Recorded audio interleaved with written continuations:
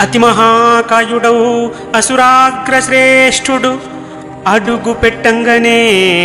అతని చూసి బెదిరి హడలినారు భీతిల్లి వానరుల్ తలకొక్క దిక్కుగా తరలిపోయి రామచంద్రుని చేరి రాక్షసుడిని గూర్చి భయముతో చెప్పగా బయలుదేరి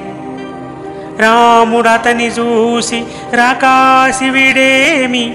ఇంతెత్తు ఉన్నాడు మేరు తీరు అన విభీషణుడాతడు అన్నయనుచు కుంభకర్ణుని పుట్టుక గూర్చి తెలిపి బ్రహ్మశాపాన్ని వివరించ రాముడపుడు కుంభకర్ణుని తక్షణం కూల్చమనెను కుంభకర్ణుని తక్షణం కూల్చమనెను.